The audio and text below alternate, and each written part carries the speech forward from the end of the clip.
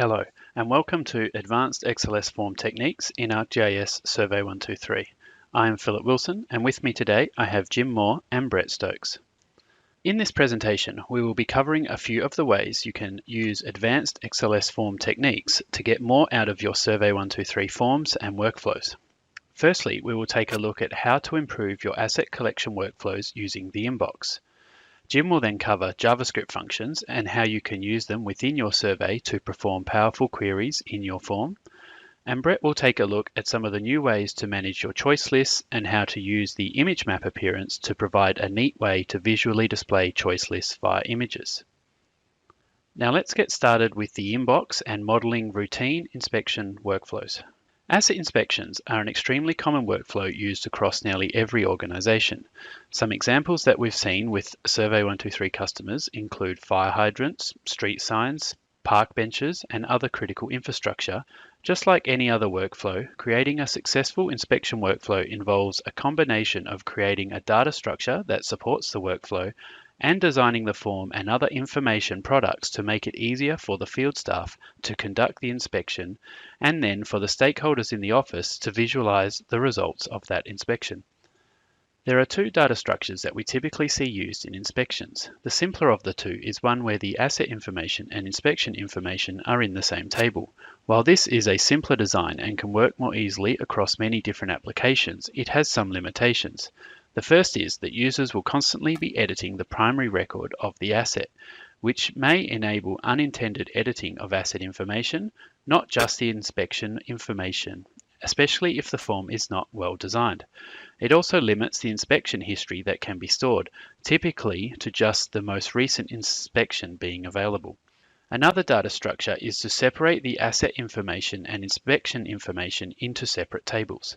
This creates a series of inspection records, enabling the entire inspection history to be stored. The asset inspection information normally can be joined via a common attribute like the asset ID or a database-generated unique key. For maximum form design flexibility with Survey123, we encourage the use of a GUID-based key. There can be some difficulty in displaying the information across tables in some applications, but that can be resolved by creating layer views that join the information together. Because the second option is better at storing all the historic inspection information, we normally recommend considering the separate table approach. Just as there are multiple ways to create the database tables, there are also multiple ways to design the form. When the asset and inspection information are in the same table, Survey123 can easily create a form to modify the existing records or create new ones. In particular, the form will need to have the inbox enabled so that editing can be done out in the field. When the asset information and inspection information are in different tables, the inspection component is placed within a repeat section of the form. This allows for multiple inspections to be present in the form, such as being able to view, either in a read-only or editable mode, previous inspection information. The asset information is also available and displayed in the parent section. This can also be read-only or made editable if that is part of the workflow requirements. Another option is to have a form that only edits the inspection information. Because this form does not have a repeat section for the inspection, it can be much more flexible, not requiring the inbox or a GUID-based relationship. It will need to have some way to specify the asset the inspection is for, whether via text entry, barcode scan, a selection question, or having the value passed into it via another application. After determining the overall structure of the form, we can then apply properties to individual questions or groups of questions to better fit the collection activity. That can include making a question read-only or removing it entirely if it should not be edited, changing the appearance of questions to optimize the layout, and setting parameters for repeat questions to enable the viewing or editing of previous inspection records. Finally, as mentioned before, you'll want to enable the inbox functionality to be able to edit the existing features in Survey123. You enable the inbox via the Form Settings option in Survey123 Connect. This will allow the app to query the feature service and load the existing features. We also recommend disabling the sent box when the inbox is enabled, as if you are doing routine, repeated inspections, users may not see all the records in the inbox if the sent box is enabled. As part of setting up the inbox, you can also apply a query expression to restrict which records are loaded in the inbox. The query expression can make use of any fields in the main table of the form, such as the asset status. You can also query the currently logged in user's name by using the $ curly bracket username placeholder. Now let's take a look at how you can create an inspection workflow form in Survey123 Connect. Here we have a web map that shows water inspection stations. If I click on one of the stations, we can view its current status and other important information in the pop-up related to this asset. As well as we can see the inspection history for the related records displayed. Here we can see there are 3 inspection records related to this asset done at different times and with different important information. If we take a look behind the scenes, here we can see that we have a data structure that is set up with a separate asset and inspection tables as we discussed earlier. Here is the water station layer, and here is the water samples history table, which includes the asset inspections. Let's now use Survey123 Connect to see how we can configure a new survey based on water inspection stations tables we just previewed. As we want a new survey, we will select the New Survey button here, and we will now choose to select from an existing feature service. I will therefore search for water quality inspection, and this is the feature service we previously viewed. I'll select this table and also will give this a name. Now we simply select Create Survey, and a new survey form will be created in Connect. We will see the XLSForm and a form preview in Connect. This XLSForm has all the basic type, name, and labels that have been able to be retrieved from the feature service and the layers and tables of information that were associated with it. However, things such as hints, appearances, calculations, required or read-only, these cannot be applied automatically, and therefore you will need to manually go through and add these additional configurations to ensure that your form is easy to use and may have some more of the XLSForm smarts that we like to use in our Survey123 forms. I will now go ahead and make some of those changes so we can preview the form again and then continue on configuring this inbox workflow.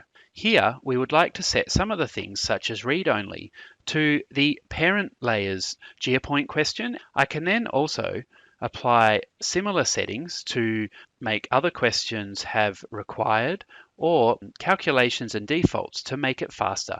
Now, I've finished making changes to some of the appearances of some of the select one questions using the minimal and like art. And I've also put a calculation for now in the time question. I've also added some groups here with a begin group and end group, and another one here, which will allow us to make these questions relevant based on previous answered questions. So now that we've made those changes, we can simply save our XLS form, and Survey123 Connect will automatically read in these changes and apply them to our survey form.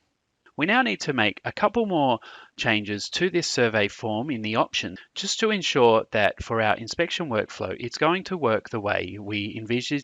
We therefore need to come in to this options tab, and we'll see an option here to enable the inbox. So I'll go ahead and enable the inbox for this survey. However, I'll see a warning here now applied on the enable inbox folder option and the enable sent box folder. This warning is to let you know that you've now got the inbox and the sent box enabled. And as we mentioned before, this probably isn't a good idea if you're wanting users to continually refresh the inbox and get all the latest surveys coming through. However, if those surveys also exist in their sent folder, they won't see them in the inbox until they're removed. So I'll go ahead and disable the sent box. Now this warning will be removed, and we can decide whether we want to use some of the other options. So the last thing we need to do in here is apply a where clause query. As we have too many assets and a large amount in a small area, we only want them to see the ones that are relevant to them and the work they're doing where they are. Therefore, we can apply a where clause query, and that will query one of the fields. For instance, here we're looking at the county, and it will ensure that only the records are displayed. So we can now go back to the form. We've configured the options. However, there's one last thing we need to set, which is in the settings page. When we come to the survey settings page, we can see that we have the water quality inspection is the form title. The form ID is water stations, and this relates to the feature layer and to the actual layer that this form was built from. We're currently missing an instance name. This instance name is what you see when you refresh the inbox and you see a display name for all the surveys in the inbox. It's also displayed on the map as the label pop-up for those surveys. It's always good to use an informative instance name, and in this case, using the water body name would be the most appropriate. We also have a submission URL. This was pre-populated when we first created the survey from an existing feature service. Now that the form is ready to be published, I can simply select Publish here on the menu. Survey123 Connect will do a few checks to ensure that the submission URL and the feature service and the layers are all compatible. And it will also inform you that a new feature service will not be created as we chose to use an existing feature service. Now that the checks are all good, I simply hit publish and this form will be created. It will also create the web form and all the form items, get all the feature service information and create a web map for us in case we didn't have one. And now you'll see publishing is complete. Now let's take a look at the water inspection survey we just created in the Survey123 field app. I'll download the form and from there we can take a look at how the inbox is set up and configured. Once the survey is downloaded, we simply go into the survey info page and here we can see the option to use the inbox. When we first open it, there will be no records in the inbox as it has never been refreshed. Therefore, I simply hit refresh and now I can see the records that meet the where clause query. We also have a map view here. We can zoom in and see the features that are displayed in this location. I'll go back to the list view and now I'll simply select one of the features. This will now show us the fields and the questions that we created earlier, those that are read-only, those that are required, and also all the other questions that are available. Now, once I've finished completing this form, I can obviously fill in this inspection. I will be able to see inspections that were previously created, and I can add more inspections. Once we submit the record, it will be available in the web map we viewed earlier. That will be able to be used by the people back in the office to see how the inspections on that asset are going over history and time. I hope this quick demonstration helps better understand the process of making successful asset inspection workflows. And now I'll hand over to Jim, who will continue this presentation and will tell us all about JavaScript functions. Thanks, Phil. Hello, my name is Jim Moore. I'm a product engineer on the Survey123 team. And in this section, we're going to talk about how to use JavaScript functions in your Survey123 forms. JavaScript functions can add a lot to your Survey123 surveys, and I'm looking forward to showing you some of the things you can do. In this presentation, I'll provide an overview of how JavaScript functions work with XLSForm. We'll then take a look at some common uses for JavaScript in Survey123.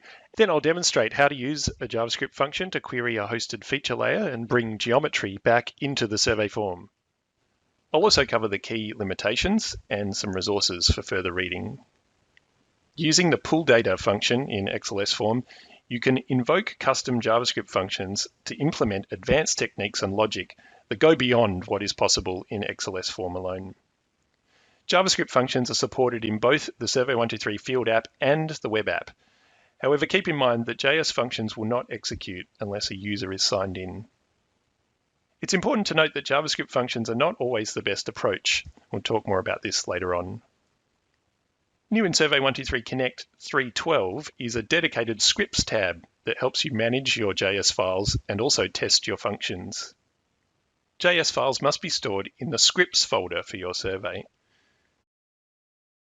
To work with the JS file, the pull data function requires, in this order, the @JavaScript, which tells pull data that you want to execute a JavaScript function, the name of the JS file, the name of the function in that file that you wish to run, and as many parameters as the function takes.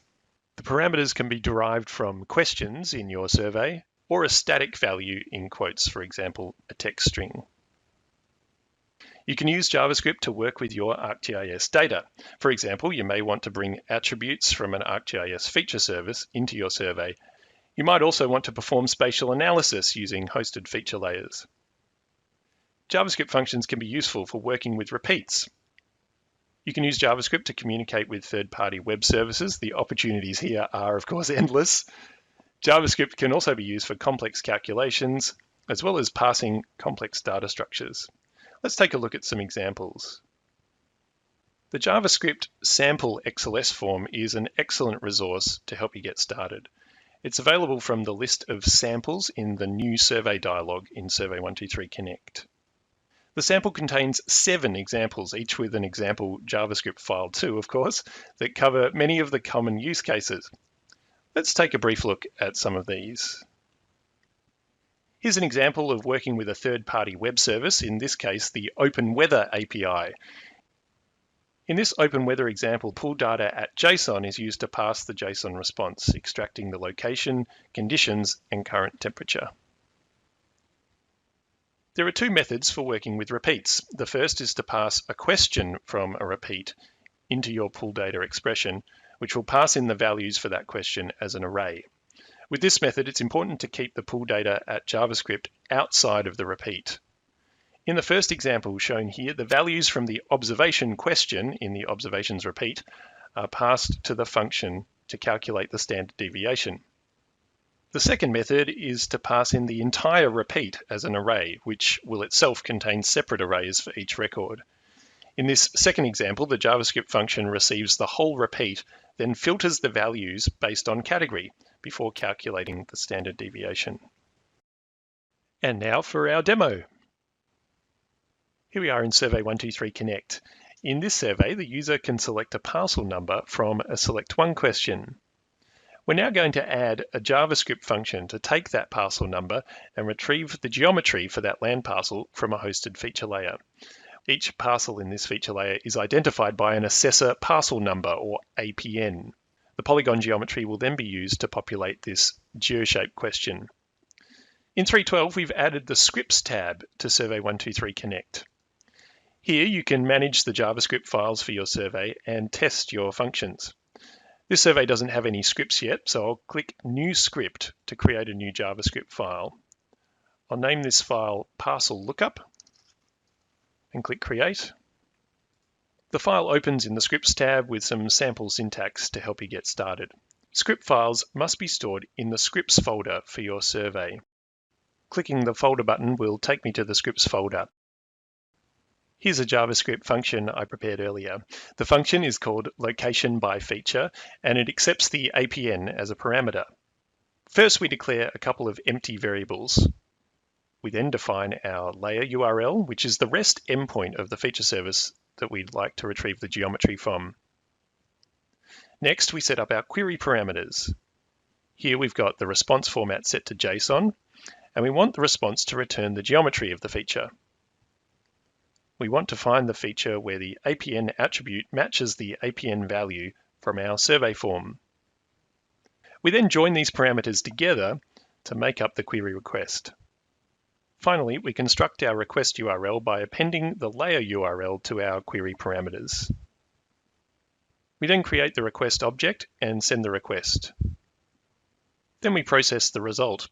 If the request is a success, we extract the array of coordinates from the JSON response. For each element in the array, we reformat the coordinate pairs and separate each with a semicolon. This ensures the coordinates are in the correct format for the geoshape question. I'll now copy and paste my script into my new parcel lookup.js file in the Scripts tab and click Save. Now let's test the function. The Select Function button will automatically highlight the first function in your JS file. With the function selected, you'll see a few tools in the pane below. You can see that it's prompted me to enter the APN number. I'll enter a test parcel number, APN, and click Run. Here you can see the result and the response data type as string. The cool thing here on this line is that the pull data syntax for my function has been put together for me, and I can copy this to the clipboard, pressing this button here, and paste it into my XLSForm. I'll paste it into the calculation column for my text question. The only change to make here is to remove the carets that you can see there, so that the parameter name matches my select one question name, APN. For this question, I'll also set the field length to something big like 10,000. There we go, 10,000 in the bind Esri field length column. This will override the default of 255 characters, which will ensure the string field is large enough to hold the JSON response. In the calculation column for the geoshape question, I'll add the value of the text question above, the geometry query question.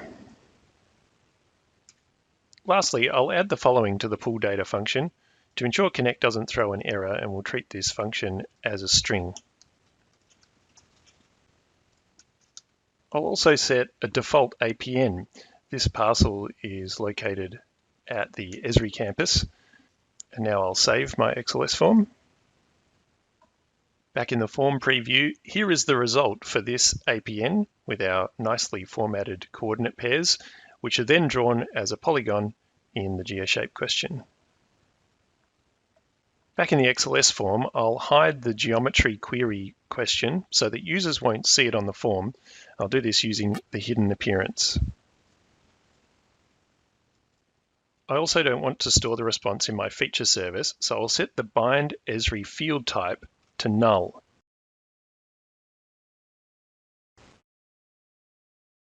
I'll now publish the survey. Now let's check it out in the Survey123 web app. On load, you can see the default parcel for Esri campus is drawn in the geoshape question. And I'll run the function again with another parcel selected at random. And you can see the geoshape question is updated with the new parcel. As mentioned earlier, if a workflow can be done strictly using XLSForm functions, that's the recommended workflow because JavaScript functions come with some limitations. Perhaps the key one is that JavaScript functions cannot be used in public surveys. Local files cannot be accessed by your scripts and asynchronous calls are not supported. When a JavaScript function is executed, Survey123 waits until something is returned. This could be a performance consideration when employing complex functions. The document object model and certain frameworks are not supported. Ismail has put together a very detailed blog post on using JavaScript functions in Survey123. You can also find more information in our help documentation, and the XLSForm sample in Connect is a great resource for getting started. That concludes this section on JavaScript functions. Thanks a lot for watching. Next up, my colleague Brett Stokes will cover managing choice lists, followed by image map appearance. Over to you, Brett. Thanks, Jim. As mentioned, my name is Brett Stokes, and I'll be covering the final two topics in this presentation, starting with this one, which is managing choice lists. I'll be talking about some of the new techniques for managing choice lists. The first will be using linked content to update choice lists outside of Survey123. This eliminates the need to republish and update surveys on your device. This will be supported in our upcoming 3.12 release. Secondly, we will create choice lists dynamically from existing data by querying CSV files or feature services using a search expression. This remains a beta feature in 3.12, but you can begin testing with the 3.12 app and Connect. So let's start with some background information. Choice lists, as the name suggests, provide a survey with the list of choices that users can select from when completing a multiple choice question. They can vary in length from containing just one or two options to many thousands or hundreds of thousands. Small static lists are best managed in the Choices worksheet of the survey's XLSForm. Large lists are best managed in the External Choices worksheet or from an external CSV file instead of the Choices worksheet. This is because having a very large choice list in the Choices worksheet is slower to load and uses more memory inside the application and form preview. Using an external CSV file also allows the data contained in the choice list to be managed independently, and I'll go into this in more detail later. Choice filters allow us to change the available options for a multiple choice question based on the response to a previous question. We refer to this as a cascading select, and it really provides the basis of a smart form. The simple example shown here in the slide asks us to first select a state of Australia, then a city. The list of available cities will change depending on which state you have selected. You can see part of how this is set up in the XLSForm in this screenshot by adding the state that corresponds to each entry in the city's choice list. Both choice lists and choice filters have always been available in Survey123 and provide very powerful functionality. But what if your choice list is so large that it impacts the performance of your survey on the device? Or what if the list is constantly changing or maintained outside of Survey123, perhaps using data from a feature service? Well, up until now, you've been fairly limited in how you can work around these potential difficulties. But in the next few slides, I'll go through some new techniques for managing choice lists in Survey123. Here's the first technique I mentioned, linked content. It relies on linking an ArcGIS CSV item to your survey, which eliminates the need to republish the survey, as I mentioned earlier. This is done using the Link Content tab in Survey123 Connect, but is not yet supported in the website or web app. Linked content can be used with select one from file or select multiple from file questions in your XLSForm. The CSV file does not need to be copied to the survey's media folder, as this will happen automatically in the Field app when the survey is opened. You will need to click the download button in Connect to get the choice list into your survey preview. Let's take a look at this now with a demonstration, and I've got a simple example using a short list of basketball player names. As you can see here, I've referenced the name of the CSV item, and it's called players.csv in this example, in my select multiple from file question as per normal. But I haven't yet copied the CSV file into the survey's media folder, or indeed linked the item. That's why you can't see any of the player name options in the form preview. All I need to do is to link the CSV item and download it to view it in Connect's form preview. And I can do that here in the Linked Content tab. Click plus, choose CSV, and here is my CSV item. So if I click that and link it, and then download, we can see that in the media folder, the CSV file has been downloaded.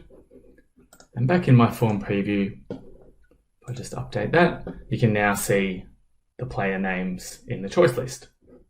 I've already published this survey, so I'll just go and open the Survey123 Field app, and here you can see the player names from my choice list. If I get the source CSV file and add an additional player in here, and I'll just do that quickly.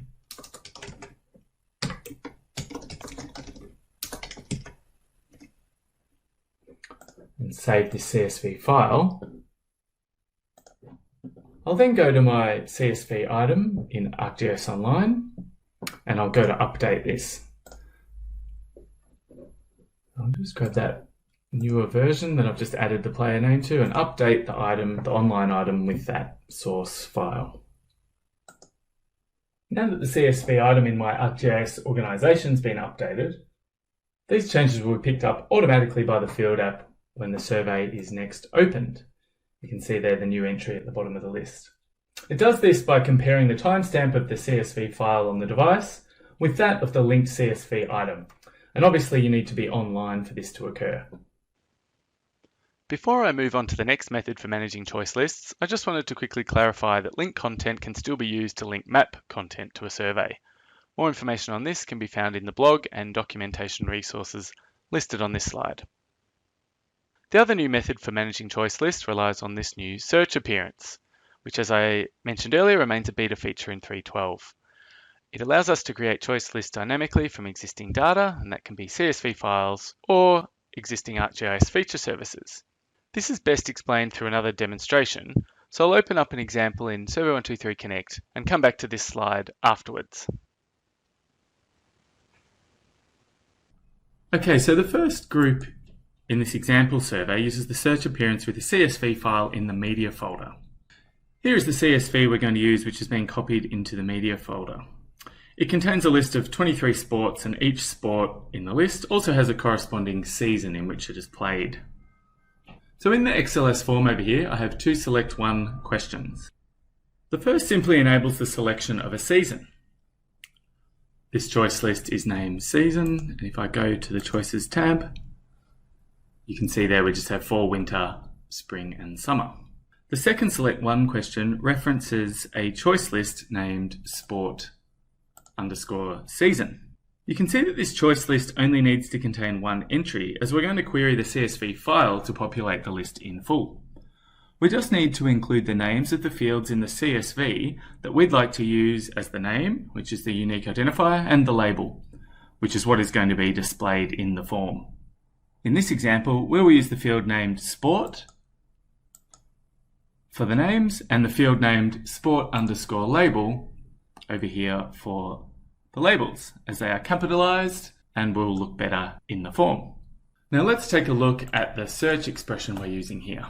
The first parameter that we can see here defines the table name, and in this case it's the CSV file name, sport_seasons. Note that the file extension is not needed here. The second parameter is for the search type. And in this example with non-spatial data from a CSV file, the valid options are contains, starts with, ends with, and matches, and we're going to use matches. Next is the search column parameter. This is where we define the column name from the CSV that we're going to be matching, and it's season in this example. And the last parameter we're going to use is the search text parameter. This could be just hard-coded into the expression, but that wouldn't be very useful. So instead we'll reference our previous select one question, also called season. And we do that with the $sign and the curly brackets. We'll come back over here. Now the response to that first question is used as our search text or search criteria. If we go back over and look at the form preview here in Survey123 Connect, we can verify that this search expression is working as expected. When I select a season, we are then presented with a second question that utilizes a dynamic choice list that has been successfully created from the sports that are played in that season. And you'll see it change as I go through the different seasons. This simple example using non-spatial data is really just another way of setting up a cascading select from a choice list contained in an external file. The second group in this example survey uses spatial data from a feature service to dynamically populate the choice list. So let's look at this in action and then how this is set up. This demo uses a feature service containing polygon layer of land parcel boundaries, and there are over 19,000 records in this feature layer, and the choice list can be filtered spatially based on an intersection with the search polygon we draw in the app like so.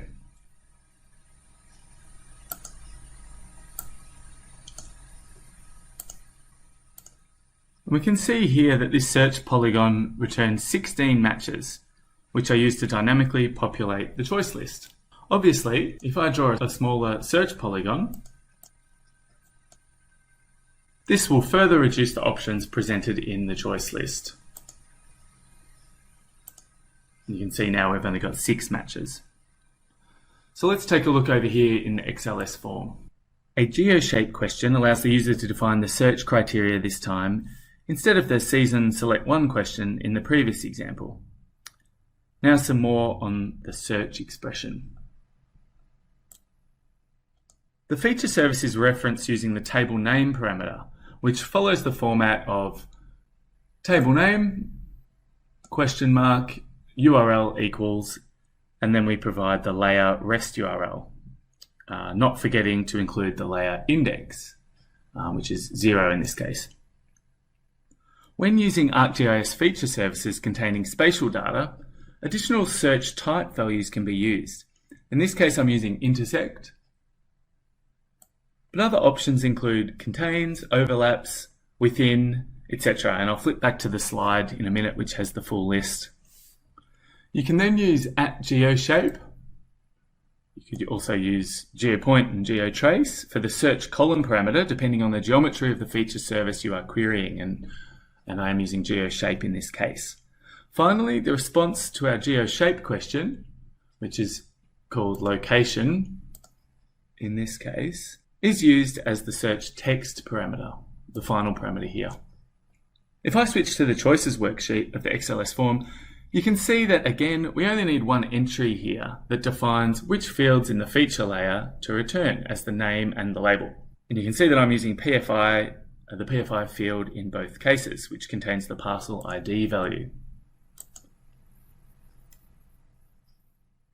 Okay, well hopefully that's got you thinking about some possible applications of the new search appearance that will allow you to create dynamic choice lists appropriate to your workflows. So here is the slide again that contains the search appearance syntax and lists the available parameter values. I'll just emphasize that only the table name parameter is actually required for your search appearance to work properly. If no other parameters are specified, your choice list will be populated with the entire contents of the table you are referencing, and in some simple cases, this may be all you need. Since the content of this topic has been focused on functionality that becomes available in the upcoming 3.12 release, and the search appearance which is still in beta, the documentation has not yet gone live at the time of making this video. I've provided a documentation link on this slide that will contain link content information once 3.12 has been officially released. You'll also find some more information on the beta search appearance and some example XLSForms on the Survey123's early adopter site, and the links are there too. That concludes the Managing Choice Lists topic. We will now move on to the final topic for this presentation, which is the image map appearance. In this topic, I'll cover how to use the image map appearance, how to configure it in Connect, and how to prepare an associated SVG file that complies with the requirements for use in Survey123. When the image map appearance is applied to select one or select multiple questions, the question is displayed as an image instead of a list of text choices. The selectable area in the image corresponds to a value in the choice list. And even though the question is shown as an image, it is the choice list values that are stored, same as any other select one or select multiple question. For example, if California and Iowa are selected in this select multiple question with an image map appearance, a comma-separated list of the choice values, in this case it's the state initials, are stored in the feature layer. Here are a few other examples of how the image map appearance can be used. As you can see, the images can vary greatly in complexity and can also include raster images and can also include rasters as background images, like in the lawn variety and stranded oil distribution examples. All of these examples are included in the image map sample survey, which is available in the samples section when you create a new survey in Connect. The image map appearance must be configured in your XLSForm. It is not supported in the web designer or web app. First, add image map to the appearance column of your select one or select multiple question. Then add the name of the SVG file, including the file extension, to the media image column. An example here has usa.svg. Next, add the choice list values to the choices worksheet and make sure the select one or select multiple question correctly references the list name. For example, we're using a list name called state in these screenshots. Finally, you need to just copy the SVG file itself to the survey's media folder. There are a myriad of different ways to structure an SVG file. So let's just take a look at some SVG basics and then the requirements for ensuring compatibility with Survey123. SVG stands for Scalable Vector Graphics, and it is an XML-based format that can be edited in text editors, websites, or vector graphics editing software. SVG files are comprised of elements, which are enclosed in the angled brackets, and can be modified with attributes to define various aspects of the image. For example, the SVG element is the outermost element in an SVG file, and its height and width attributes define the viewport. As I mentioned, SVGs can also contain raster images, which can be quite useful in Survey123, as I'll demonstrate shortly. To prepare an SVG for use with Survey123 image map appearance, you can use any software or website capable of editing a text file, although vector graphics editors provide the most functionality. The requirement for the SVG file to work with Survey123's image map appearance are: there can be only one group per nest level, and that includes the parent level. There can be no empty group elements, and there must be at least one path element with an ID value matching a choice list value. These will be the selectable areas in Survey123. The SVG file must have a defined height and width, which is the viewport I mentioned earlier. And finally, the view box parameter is optional, but if it is included, it must match the dimensions of the viewport. It's also recommended that you avoid transformations within the SVG file if possible, and that any rasters included in the SVG are embedded. You'll need to determine a practical limit to the size and number of selectable areas contained in your SVG file. Keep in mind that the Survey123 user needs to be able to select them accurately on the screen. All of the requirements and recommendations are listed in the image map appearance documentation and also in a GeoNet blog I wrote called Using the Image Map Appearance in Survey123. Links for both of these are at the end of this topic. I'm going to now run through a demonstration of creating a suitable SVG file with an embedded raster image. Okay, so in the past I've done these sort of demonstrations with free desktop graphics editing software such as Inkscape, as well as the paid software such as Adobe Illustrator. So this time I thought I'd use one of the free online SVG editing packages. This one's called vector.com. Here I am with a new page. All I'm going to do is import or upload my background image. Okay, now I'll just move that up to the top and begin drawing in some basic shapes that are going to become the selectable areas. So I'll just use circles to cover these icons.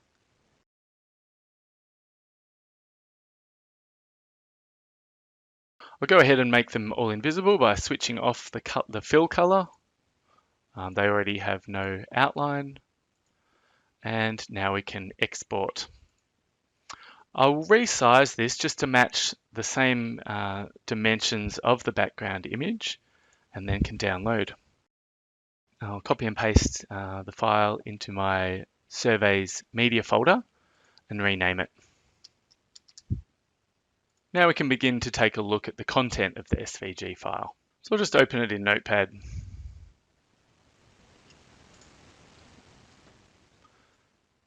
Now, there's always a lot of some unnecessary elements in SVG files from a Survey123 perspective. So I'll just go ahead and clean it up a bit.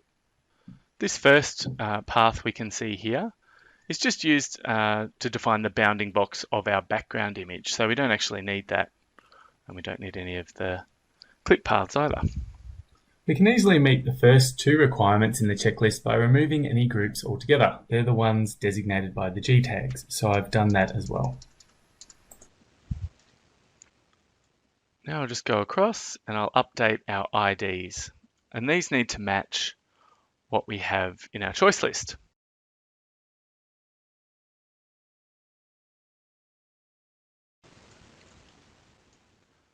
So I'll just save that. And we can begin to see what it looks like in Survey123 Connect. So the first thing I'll do is add the image map appearance. And then I'll go and add the file name.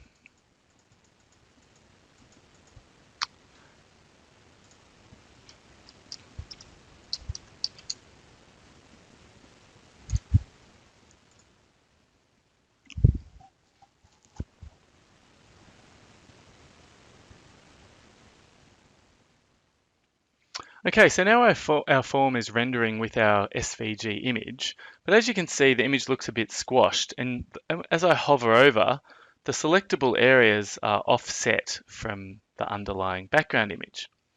And this is because one of the requirements, and I'll bring up the Notepad again, and we can see here that if you define a view box, it needs to actually match the viewport, which is the width and height of the SVG document, if you like.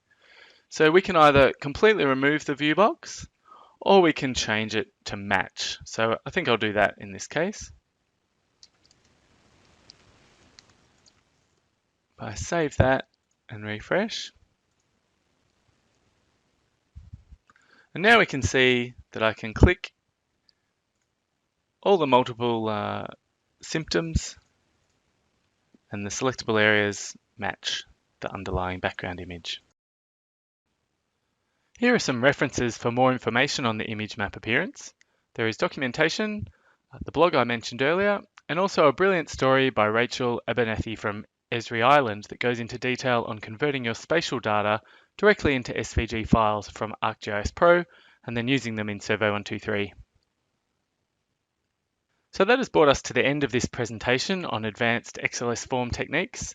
On behalf of Phil, Jim, and the rest of the Survey123 team, I'd like to thank you for watching. We'd encourage you to get involved and ask questions on GeoNet and our early adopter site if you aren't already. This is where you can test out and give feedback on new app features prior to release. We have an active community of Survey123 users that, along with the team, can answer any questions you may have. We hope you enjoyed this session and the entire Virtual Dev Summit 2021 conference. You can help us to improve by providing feedback on this session by clicking on the survey link directly below the video. Thanks again for watching. Hi everyone, I'm Philip Wilson and I'll be moderating today's live Q&A session. Thanks very much for listening to the presentation so far. With me today I have Jim Moore. Hi everyone, Jim here. And also Brett Stokes. Hello. And we're here to help answer all your questions. We only have 15 minutes for this live Q&A session today, so we've had quite a few questions coming in, so we'll do our best to try and answer them all. Some of them have already been answered during the presentation, so we may skip over some of these. If we do miss your question, please head over to the Ask Our Experts section in the conference website, and there'll be other Survey123 experts and people there who can answer all your questions in the Field Apps channel. All right, so on to the first question. We have a first question here from Anonymous, which is, are there any plans to incorporate Python into the Survey123 workflows, or is it going to stay only JavaScript? Over to you, Jim. Thanks, Phil, and yeah, thanks for the question. At the moment, only JavaScript is supported. We don't have any plans to support Python at this time, but I see that this is a very popular question that's come through. It's the most upvoted question on the list. While our focus at the moment is on making support for JavaScript as good as it can be, we'd love to hear what your requirements are for using Python in surveys. And would encourage you to reach out to the Survey123 product team, either on the early adopter community, or you can also post in the Esri community, or even email us directly. We'd love to learn how you want to use Python in Survey123. Great, thanks, Jim.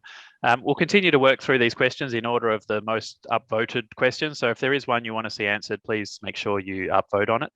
The next one's from Maria, and is there a way to include a specific web map and not only the standard base maps from ArcGIS Online or Portal in the Survey123 form? Yeah, I'll take that one, Phil. Thanks, Maria. That's a good question. And yes, the answer is, in short, yes. This is done, you can link a specific map through using the linked content in Survey123 Connect. And this can include any custom web maps you like, with any reference layers you want to include in there. There's another way to link a range of maps to any given survey and make them available in the base map chooser. And you can do that basically by configuring it to use a specific group in your ArcGIS organization. And this is done through the Survey123 website. In the organization, you need to be logged in as an admin, through organization, then settings, and then the map gallery. And you can select the group and then also actually a default base map there, but it just allows users in the field to have those options for selecting different base maps. Yeah, great. Thanks, Brett. The next question here we have is, what is the purpose of the inbox and what are some use cases? So the main purpose of the inbox is to allow editing of existing data. I guess some of the use cases is, as we talked about in the presentation, is using inspection workflows where you may have an asset and then you need to collect inspections on it and have multiple records of inspections over different time. Other use cases are just editing or updating existing information in an asset's primary record, or for just where you want to be able to see previous data that was collected. So the inbox allows you to query that data from the feature service, load it in the inbox, open it and edit, and then submit the record again. That's really the main purpose of the inbox, which is different to just a normal collect in Survey123, which is collecting new data in a new survey. Having a look at the next question now. Someone here has written that I agree, and I have a question about making it easier for multiple people to maintain a survey. So I assume here we're talking about co-authorship of surveys, and it's been a major roadblocker for this person's organization. So Jim, I think I'll hand that one over to you. Yeah, thanks, Phil. Yeah, it's a good question. We've just recently introduced support for co-authoring surveys in the web designer. It's a fairly straightforward thing to do if you're creating surveys in the website, and we've obviously heard from lots of users that they'd also like to be able to do this in Connect. So while it's not currently possible, it's something that we're looking into. It's quite a difficult thing to implement in Survey123 Connect, and hence probably the reason why we haven't been able to accomplish it just yet. But it is something that we're looking at. No plans or sort of tentative dates for when that will be available, but we hear your feedback on that. But check out the co-authoring workflow in the web designer as well, and perhaps that might be of interest. Yeah, thanks, Jim. The next question we have here is how much of what you showed works in an offline workflow. I assume here we're talking about JavaScript functions. So I'll pass that one over to Jim again. Yeah, thanks, Phil. Yes, with JavaScript functions will execute when you're offline, provided you're signed in. Of course, that's the requirement at the moment for running JavaScript functions in a form. Of course, be aware that if the JavaScript function accesses anything that's online, if you're making a call to a third-party API or a web service or something like that, that obviously won't work if you're offline. But if the JavaScript function is doing mathematical functions or statistics or something that can be done just on the device itself, then those will work. Great. The next question here is, can the feature layer schema be changed now after the survey is published? So we've already answered that question, but just a quick summary is you can make some changes to the feature layer schema as always, such as adding new fields. However, if you rename a field, change the name, or change the data type from integer to text, then obviously those types of changes can't be made with a simple republish from Connect, because it will change the underlying data that's stored in the feature service. So you would need to make the change at the feature service level in the back end, and then you would be able to make the relevant changes in your survey and publish successfully. All right, so taking a look at the next question that we've got the highest votes for left, we have a question from Erica. Is there any way to link a related survey from within a survey to support a relational database backend? For example, a user filling out a survey about a forest and needs to also fill out a survey about a specific tree within that forest. So there's probably a few ways this could be done. Yes, it is possible to link from one survey to another from within Survey123 using the URL scheme. So similar to how you can use the URL scheme to link from different applications, you can also use it to launch survey and open another survey using the item ID of that survey. This can be done by putting a hyperlink into the first survey, which will then launch the second survey. When they've finished completing that, they can then close that survey and go back to the original one. The other way is, I noticed that you said you have a forest and then you want to fill in a specific tree in that forest. This could actually be done similar to the inspection workflow, where you have the parent record of that survey being the forest, and then you would have a related table which has repeats, and each of the repeats relate to a tree in that forest. In doing that, you actually only need to have one survey. You don't need to have two surveys, and you could then add the trees that need sort of inspections and information filled in for them as the repeats inside that survey. So there's probably a few different ways you could configure your workflow to work in that use case. Okay, moving on to the next question. Are there any plans to make it easier for multiple people to steward a single Connect-based survey?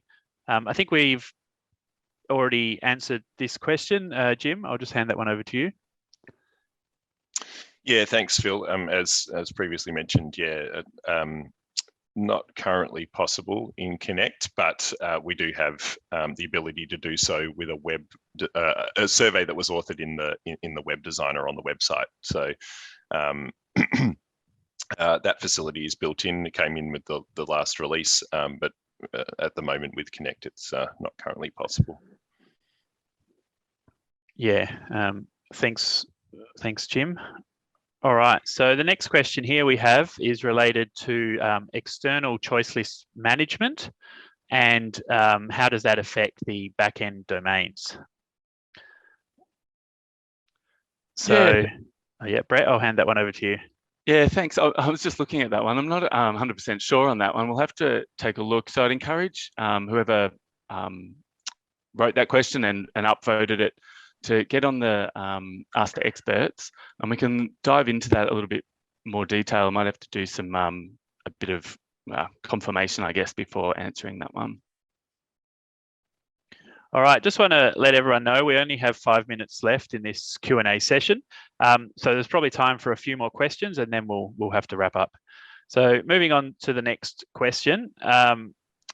Can I add other reference layers to the map for geo questions? Yeah, that one, I guess, was covered a little bit earlier. Absolutely can, and that's done through linked content, or the other method I mentioned, which is sort of configuring your map gallery. Yeah, any of those custom maps you make can include whatever reference layers you like, basically. So all of your own data there. Just to make just for clarity, I guess, in Survey123, all of our base maps are just that. So you might have a bunch of different layers on your base map, but they're not, you can't interact with them. You can't click on say, parcel boundaries or whatever you've got. They are just purely for reference in a base map type situation. Yeah, great. Thanks, Brett. Next question we have here is from Rapali. Can Arcade be used for field calculations using Connect? I'm happy to answer that one. We did already reply a quick answer in there, but no, Arcade can't be used in Connect. It's not supported through the XLSForm specification and through the way that Connect calculations work. So yeah, that's something that doesn't work, and you would need to format your calculations using the supported syntax. Okay, so next question here. Is there a way to force users to update link content before they go offline for the day, i.e. for a field worker? Good one. Thanks, Phil. Thanks for the question. That one, we have just put a quick answer in there, but basically just to explain the workflow of the link content CSV, when you open the survey, we go online and basically check the modified timestamp for your online CSV item and compare it to what's on your device. So if you've got a newer online CSV item, then we'll download it. So obviously you need to be online for that to take place. So I guess there's no way to force it unless you just force your users to open the survey while online. If they did happen to go out and into the field and they're offline when they first open the survey, that timestamp check can't be made, and no update will come to your choice list that way. All right, thanks. That's a great answer, Brett. Okay, we've got just a time here for one or two more questions. I need to use search to dynamically set the choice list based on a feature layer. I need it to work offline too. Is there a way to add other feature layers as linked content so it can get downloaded and work with the search function? Yeah, this is another one. You might want to visit this in the Ask the Experts, but I don't think, like, if you're using the search expression that I talked about in the presentation, that's a beta feature at the moment. This needs to be online. It's an online workflow. You're dynamically creating a choice list based on a feature layer or any other hosted service, so that will need to be online. Yeah, and I think the key here is, for this to work, we would need to cache and download the entire feature layer or service or whatever you're querying. And obviously there would be some limitations around how big that may be and how that would work. So the search function really is an online search tool at the moment. Doesn't mean to say in the future we could look at ways of being able to cache that data and have it on the device. So yeah, something we'd love to find out more information about if you want to post your requirements. One more question. Sorry. Yeah, sorry, I was just going to quickly add that search function and online dynamic lists are currently like the best way to handle large choice lists in the web app. They're really the only good way to handle those 100,000 plus choice lists at the moment. Yeah, great. Thanks, Brett. Look, sorry, we are running out of time here. So if your question hasn't been answered yet, please head over to the Field Apps channel in the Ask Our Experts section. You can also ask more questions in the Survey123 Esri community at any time. Once again, thank you for attending this presentation today, and we hope you enjoy the rest of the Esri Dev Summit conference.